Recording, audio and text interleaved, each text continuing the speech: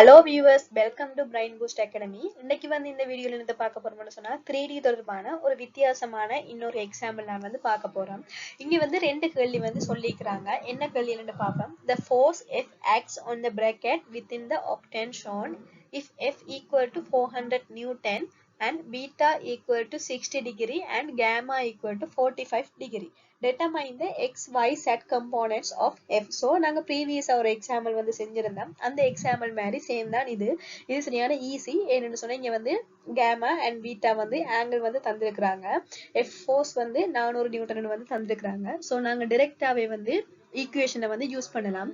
இப்போ இந்த ஈக்குவேஷன்ல பார்த்தோம்னு சொன்னா உங்களுக்கு வந்து இதுல பீட்டா வந்து எங்களுக்கு தெரியும், பீட்டானுடைய வேல்யூ வந்து எங்களுக்கு தந்திருக்கிறாங்க தெரியும். அதே மாதிரி வந்து கேமாவையும் வந்து தந்திருக்கிறாங்க. ஸோ அல்பாவை மட்டும் வந்து காண வேணும். ஸோ அந்த அல்பாவை காண்றதுக்கு வந்து நாங்கள் இன்னொரு ஈக்குவேஷன் ஒன்று வந்து இன்ட்ரடக்ஷன் வீடியோல வந்து படிச்சுனாங்க.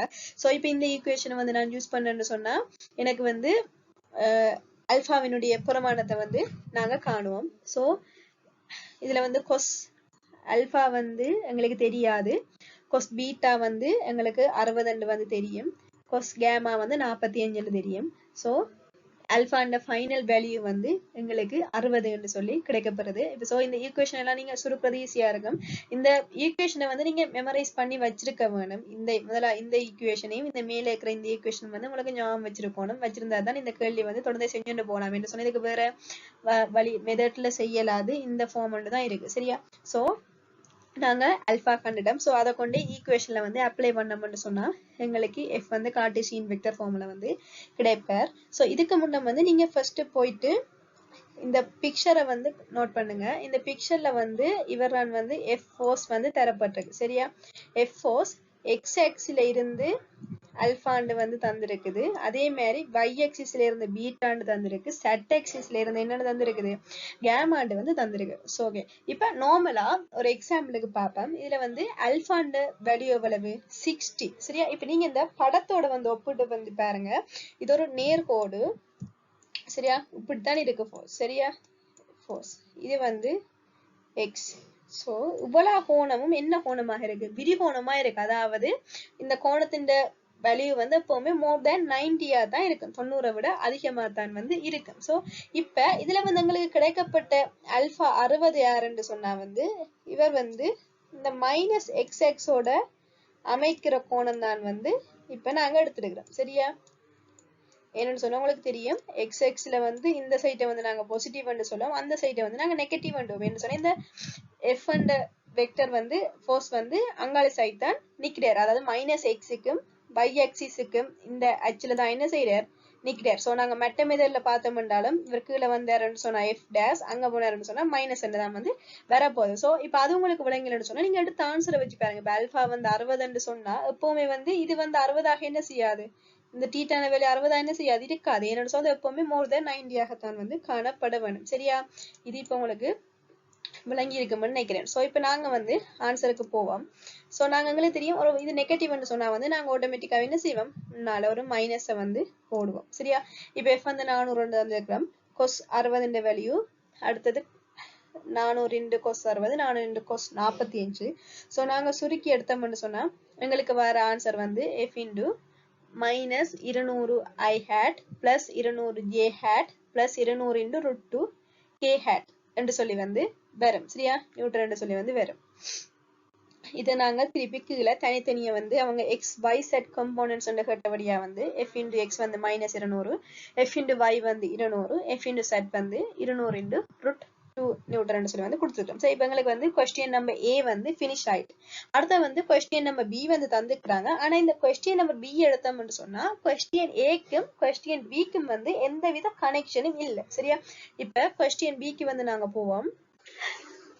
Question B ல வந்து என்ன சொல்லிக்கிறாங்கன்னு சொன்னா the force F acts on the bracket within the octane shown if the magnitude of the x and y z components of F are f of x equal to 300 Newton and f of z equal to 600 Newton respectively and beta equal to 60 degree. Determine the magnitude of F and its y component and also find the angle of alpha and gamma. சரியா? இதுல வந்து A part கேள்விக்கும் B part கேள்விக்கும் வந்து எந்தவித கனெக்ஷனுமே இல்ல. அது வேற கேள்வி, இது வேற கேள்வி. சரி, அது ரெண்டையும் வந்து நாங்க கனெக்ட் பண்ண கூடாது. சோ இதுல வந்து என்னென்ன தரவு வந்து தந்திருக்கிறாங்கன்னு சொல்லி பார்த்தோம்னா, முதலாம் வந்து fx வந்து தந்திருக்கிறாங்க, fz வந்து தந்திருக்கிறாங்க, அண்ட் பீட்டா வந்து தந்திருக்கிறாங்க. ஓகே, சோ இது கொஞ்சம் வந்து நாங்க இவ்வளவு நாளும் செஞ்ச கேள்வி பார்க்க கொஞ்சம் ஒரு டிஃப்ரெண்டான கேள்வி, கொஞ்சம் டிஃப்ரெண்டா நீங்க திங்க் பண்ணீங்கன்னு சொன்னா சரி, மற்றபடி ஈஸியா செஞ்சு கொண்டு போகலாம்.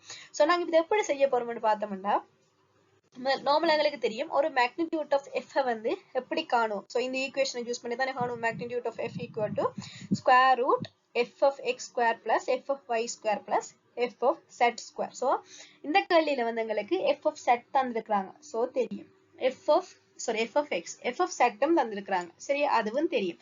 ஆனா f of y வந்து எங்களுக்கு தெரியாது. ஆனா எங்களுக்கு இன்னொரு டேட்டா என்ன தந்திருக்காங்க, பீட்டா அண்ட் வேல்யூ வந்து தந்திருக்கிறாங்க. பீட்டான்றது அந்த vector and F and vector வந்து y ஆக்சிஸோட வந்து அமைக்கிற கோணம் தான் என்னவாக இருக்கிறார், பீட்டா ஆக வந்து இருக்கிறார். சோ இதை நாங்க வந்து அப்ளை பண்ணலாம்.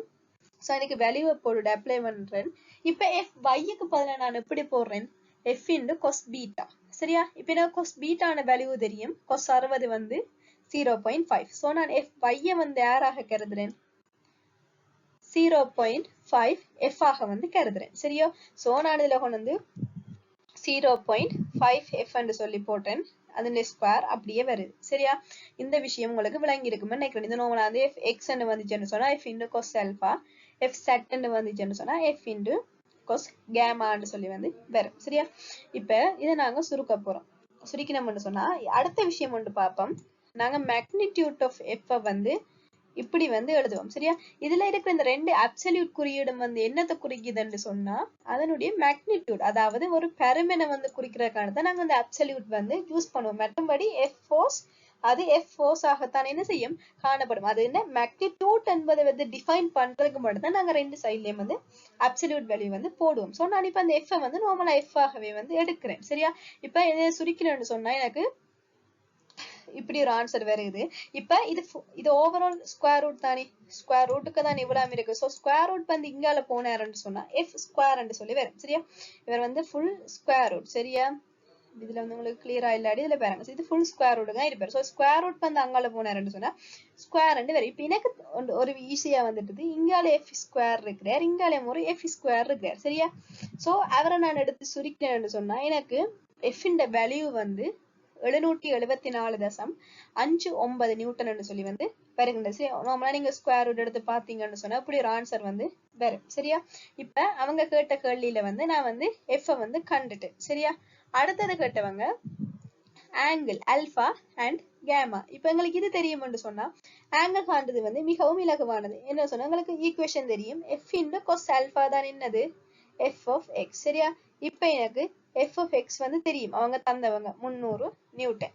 எஃப் வந்து தெரியும், நாங்க கண்டனாங்க 774.59. சோ நாங்க டைரக்டாவே என்னத்தை காணலாம், ஆல்பானுடைய வேல்யூ வந்து கண்டா உங்களுக்கு ஆல்பானுடைய வேல்யூ வந்து வருது 67.21 டிகிரி என்று சொல்லி வந்து வருது. சோ இதே மாதிரி தான் அடுத்தது வந்து கேமா.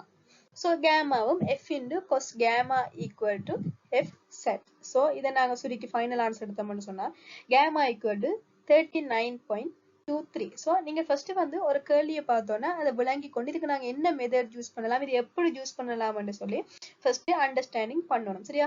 இந்த வீடியோ உங்களுக்கு பிடிச்சிருந்தா மறக்காம லைக் பண்ணுங்க, ஷேர் பண்ணுங்க, சப்ஸ்கிரைப் பண்ணுங்க. இதுல ஏதாவது உங்களுக்கு டவுட் ஏதாவது விளங்கலன்னு சொன்னா கமெண்ட் பாக்ஸ்ல வந்து மறக்காம கமெண்ட் பண்ணுங்க.